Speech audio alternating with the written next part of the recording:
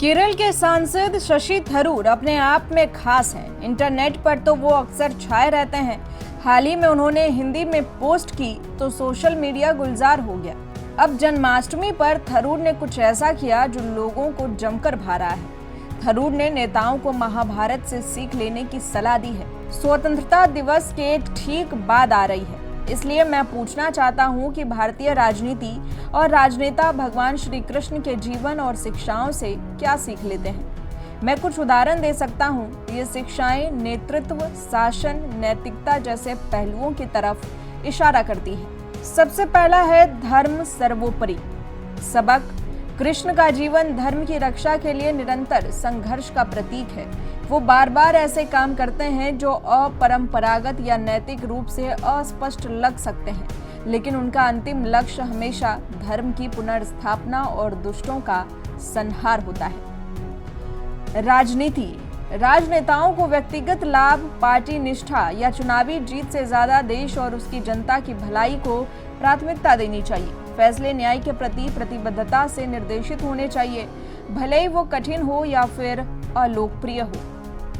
कूटनीति और रणनीतिक सोच की कला।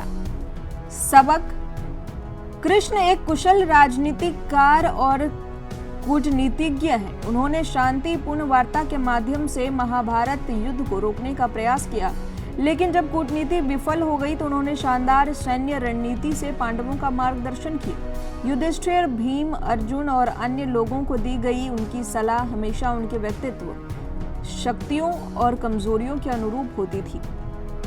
राजनीति में से राजनेता अपने शासन में रणनीतिक सोच के महत्व को समझ सकते हैं। इसमें अन्य दलों, राज्यों और राष्ट्रों के साथ कुशल बातचीत के साथ साथ देश के विकास के लिए दीर्घकालीन योजनाएं बनाना भी शामिल है।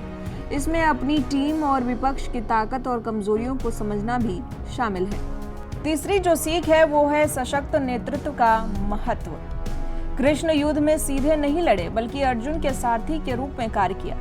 ये भूमिका एक ऐसे नेता का प्रतीक थी जो पृष्ठभूमि से मार्गदर्शन करता है, बिना किसी व्यक्तिगत प्रतिष्ठा की चाह के ज्ञान, दिशा और समर्थन प्रदान करता है। वो अर्जुन के लिए रणनीतिकार, मार्गदर्शक और भावनात्मक सहारा था।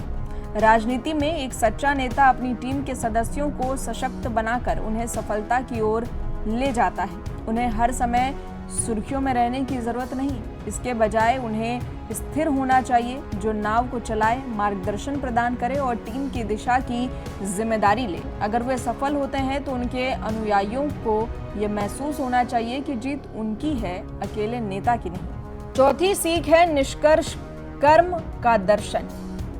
भगवद गीता का मुख्य उद्देश्य निष्काम कर्म है, परिणामों की आसक्ति के बिना अपना कर्तव्य निभाना। कृष्ण अर्जुन को सिखाते हैं कि ध्यान कर्म पर ही होना चाहिए, न कि उस कर्म के फल पर। राजनीति में राजनेताओं को सत्ता, प्रसिद्धि या धन की लालसा से प्रेरित हुए बिना लोगों के कल्याण के लिए काम करना चाहिए। उनकी प्रेरणा कर्तव्य और सेवा की भावना होनी चाहिए, न कि मिलने वाले पुरस्कार या राजनीतिक लाभ। इससे जनहित के निर्णय लेने में मदद मिलती है। दुर्भाग्य से बहुत से राजनेता निजी लाभ से प्रेरित होते हैं। श्री कृष्ण ऐसा नहीं मानते। पांचवी सीख है मानव समाज की समझ। कृष्ण को मानव मनोविज्ञान और 3 गुणों सत्व, रज और तम की गहरी समझ थी।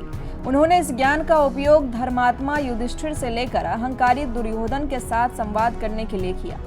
राजनीति में एक अच्छे नेता को मानव स्वभाव का गहन पर्यवेक्षक होना चाहिए। इससे एक विविध और प्रभावी टीम बनाने, मतदाताओं की प्रेरणाओं को समझने और विरोधियों से निपटने में मदद मिलती है। ये सामाजिक समस्याओं के मूल कारणों की पहचान करने और उनका समाधान करने में भी मदद करता है। एक अच्छे पर्यवेक्षक को एक अच्छा श्रोता भी होना चाहिए। हमारे बहुत कम राजनेता ऐसे हैं। छठी सीख है विश्व कल्याण की अवधारणा।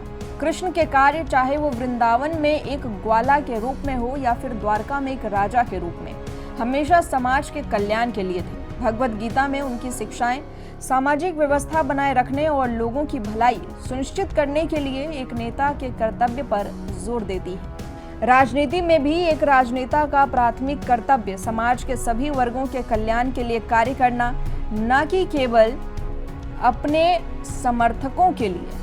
इसमें एक न्याय संगत और समतामूलक समाज का निर्माण शामिल है, जहां सभी को फलने फूलने का अवसर मिले। दूसरे शब्दों में सामाजिक न्याय राजनीति का एक अनिवार्य लक्ष्य है। सातवीं सीख है अहंकार और अधर्म के खतरे।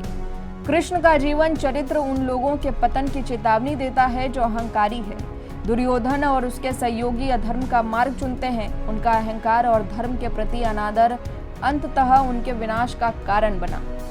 राजनीति में भी राजनेताओं को विनम्र और संयमित होना चाहिए। अहंकार, सत्ता का दुरुपयोग और कानून के शासन के प्रति अनादर अनिवार्य रूप से एक नेता के राजनीतिक और नैतिक दोनों रूप से पतन का कारण बनते हैं।